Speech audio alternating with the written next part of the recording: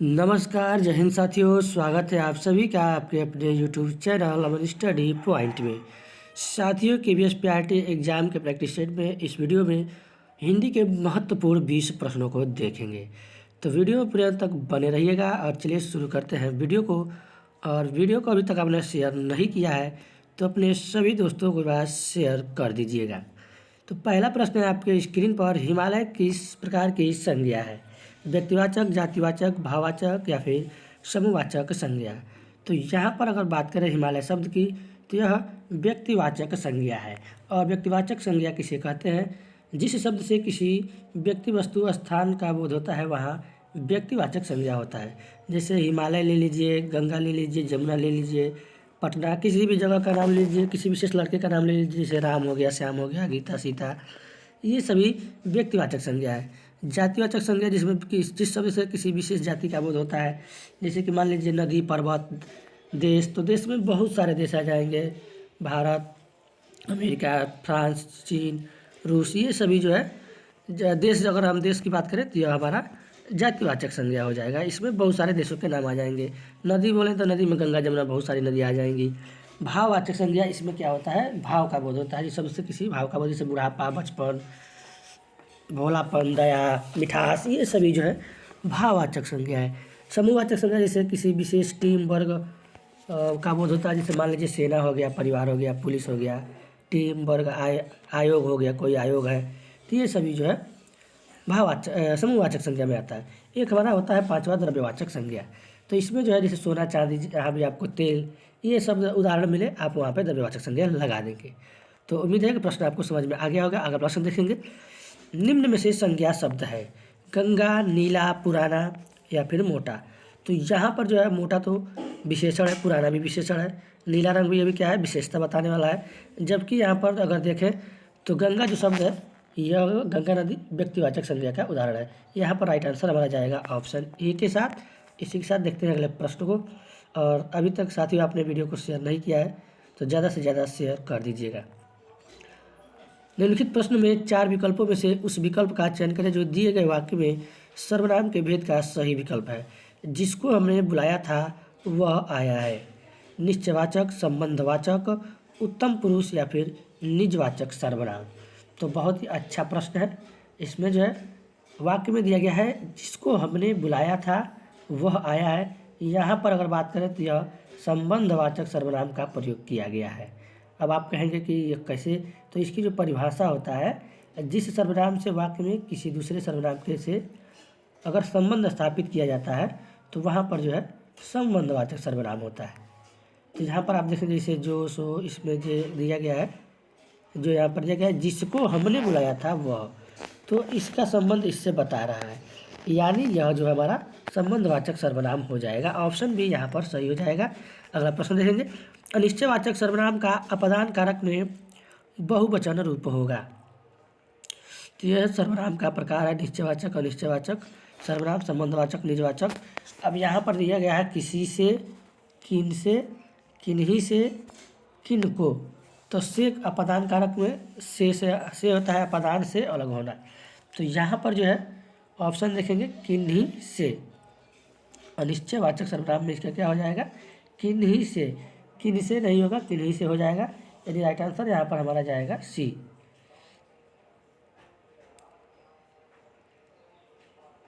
अगर किन से बात करें तो यह किन से, ये एक वचन में हो जाएगा। किन को, ये भी एक हो जाएगा। किन्हीं, यहाँ पर देख रहे हैं बिंदु लगा है ऊपर, यह इसको अनुस्वार भी हम लोग कहते हैं। तो यहाँ पर जो है सी हमारा सही होगा। बहुवचन पूछा गया है, एक वचन में कहिए किन से, किसी से, किन से, ये सभी एक वचन में आ जाएंगे। तो उम्मीद है कि आप सभी को प्रश्न समझ में आया होगा। अर्चना अत्यंत सुंदर है वाक्य में कौन सा विशेषण है? अर्चना अत्यंत सुंदर या फिर है, तो विशेषण की बात की गई है। यहाँ पर ध्यान देंगे, आप कन्फ्यूजन हो सकते हैं। यहाँ पर आपको दो विशेषण दिख रहा है, इसमें एक क्रिया विशेषण भी दिया गया है। तो यहाँ पर जो है देखेंगे अर्चना अत्यंत सुंदर है, तो सुंदर क्या है? यह जो है विशेषण शब्द है। यहाँ पर राइट आंसर चला जाएगा ऑप्शन सी के। अगर आपसे इसी में पूछा जाए कि विशेष्य कौन है, तो अर्चना क्या है? विशेष्य है, क्योंकि जिसकी विशेषता बताई जाती है उसे विशेष्य कहा जाता है। और जिसके द्वारा विशेषता बताई जाती है उस शब्द को हम विशेषण कहते हैं। तो सुंदर यहाँ पर जो शब्द है यह विशेषण है। ऑप्शन सी यहाँ पर सही हो जाएगा।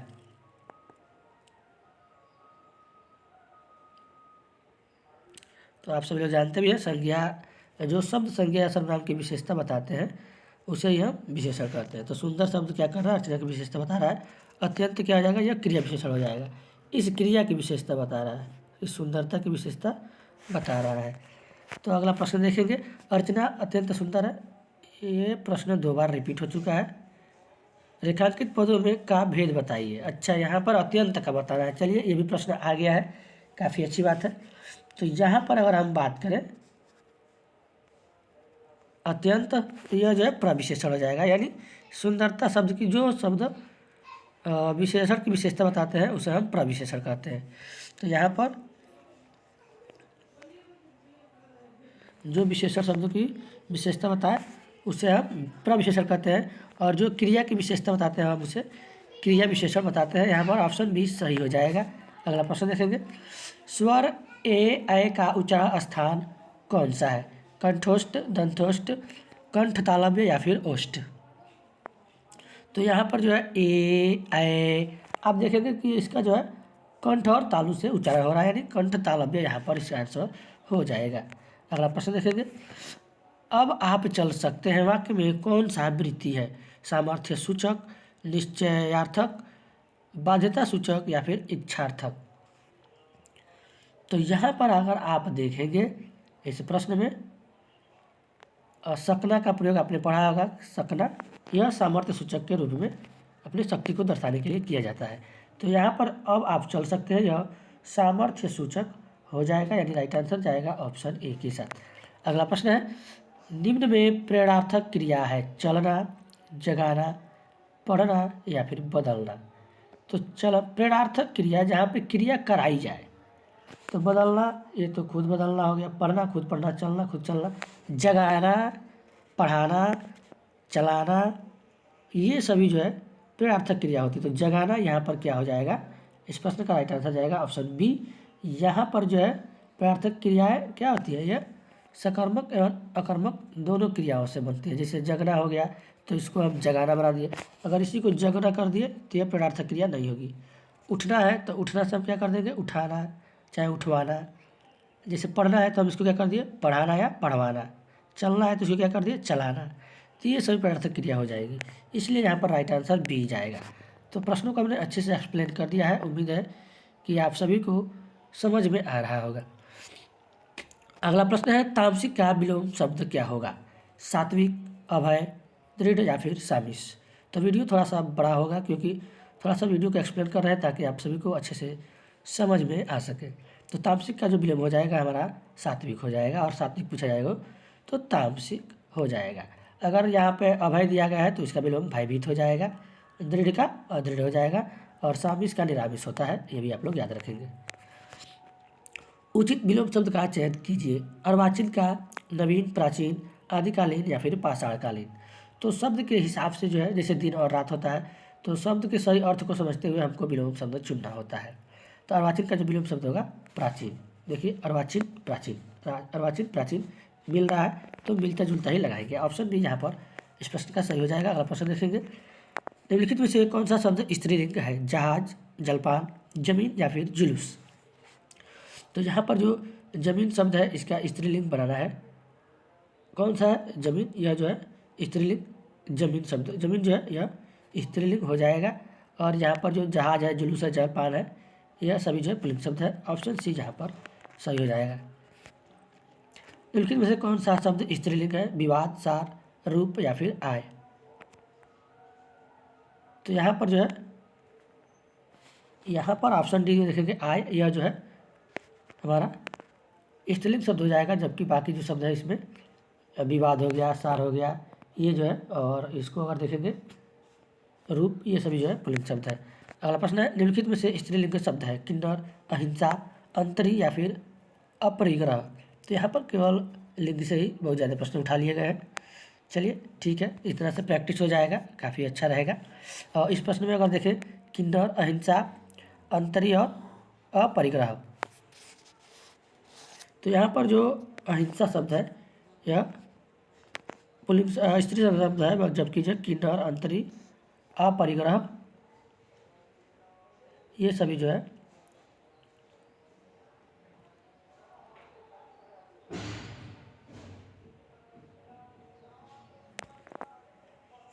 यहाँ पर देखेंगे अपरिग्रह, अंतरी, किन्नर। हाँ, यहाँ पर अहिंसा जो है हमारा पुल्लिंग शब्द हो जाएगा, यहाँ पर भी हमारा सही हो जाएगा। बाकी ये जो है यहाँ पर सभी पुल्लिंग शब्द हो जाएंगे। अगला प्रश्न है, पति शब्द का अभिव्यक्ति बहुवचन होता है। पतियों, पतियों, पति या फिर पतिये। तो ये पति शब्द है जिसको हम लोग इंग्लिश में हस्बैंड कहते हैं। अब वो पेड़ वाला पत्ती आप लोग मत समझिएगा। तो पति का जो है यहाँ पर अभिव्यक्ति बहुवचन पति होगा, तो पति यहाँ पर सी ऑप्शन सही हो जाएगा। और पेड़ वाला पत्ती होता तो पत्तियाँ हो जाती। निम्नलिखित शब्दों में से के विलोम शब्द चुनिए। ऑप्शन देगा है सदैव। सदैव का क्या हो जाएगा? विरत, विरद, विरज या फिर विरल। तो यहाँ पर सदैव का विलोम हो जाएगा विरद। ऑप्शन बी यहाँ पर सही हो जाएगा। अगला प्रश्न देखेंगे, कौन सा शब्द विष्णु का पर्यायवाची नहीं है? केशव, चक्रपाणी, दामोदर या फिर मुक्त पुरुष। तो यहाँ पर विष्णु का जो पर्यायवाची शब्द होता है केशव होता है, दामोदर, चक्रपाणी, ये तीनों जो है तीनों यहाँ पर इनके हो जाएंगे। जबकि जो मुक्त पुरुष है यह जो है इसका जो है पर्यायवाची नहीं होगा। मुक्त पुरुष जो मुक्ति पाते हैं यानी संत होते हैं, यह संत का पर्यायवाची शब्द होता है। इसलिए इस प्रश्न का राइट आंसर हमारा जाएगा ऑप्शन डी के साथ। अगला प्रश्न देखेंगे, पक्षी का पर्यायवाची है? भूधर, मीन, वृंद, विहग। ऑप्शन यहाँ पर देखेंगे ऑप्शन डी सही हो जाएगा। विहग पक्षी का पर्यायवाची शब्द होता है। विहग माने पक्षी होता है। अगला प्रश्न देखेंगे, निम्नलिखित प्रश्न में 4 विकल्पों में से दिए गए वाक्य का सही काल वाला विकल्प पहचानिए। दीपा पौधों को पानी दे रही थी। अपूर्ण भूतकाल, आसन्न भूतकाल, पूर्ण भूतकाल या फिर संदिग्ध भूतकाल। अश्व का पर्यायवाची यहाँ पर ऑप्शन दिया गया है, तो यहाँ पर आंसर हमने आपको नहीं बताया, सीधा हमने अगला प्रश्न पढ़ दिया। तो यहाँ पर जो है देखेंगे दीपा पौधों को पानी दे रही थी, यानी जो है यह कंटिन्यू अभी जारी है, दे रही थी। और किस में है? भूतकाल में दे रही थी, अभी जारी है, पूर्ण नहीं हुआ है, यानी यह अपूर्ण भूतकाल हो जाएगा। ऑप्शन ए यहाँ पर सही हो जाएगा। अगला प्रश्न देखेंगे और इस वीडियो का आखिरी प्रश्न है, अश्व का पर्यायवाची शब्द नहीं है। तो अश्व का पर्यायवाची घोड़ा होता है, इसका घोड़ा होता है। तुरंग होता है, तरंग नहीं होता है। तो ये थोड़ा सा गलत दिया गया है, ये गलत है। बाकी है घोटक भी इसका पर्यायवाची होता है। तरंग जो है यह लहर का पर्यायवाची शब्द होता है। तो यहाँ पर जो है राइट आंसर जाएगा ऑप्शन ए के साथ। तो साथियों इसी के साथ वीडियो समाप्त हुआ। वीडियो कैसा लगा कमेंट बॉक्स में जरूर बताएं, और वीडियो पसंद आया हो तो वीडियो को लाइक और ज़्यादा से ज़्यादा शेयर करें, और चैनल पर पहली बार है तो चैनल को सब्सक्राइब करें। धन्यवाद। जय हिंद।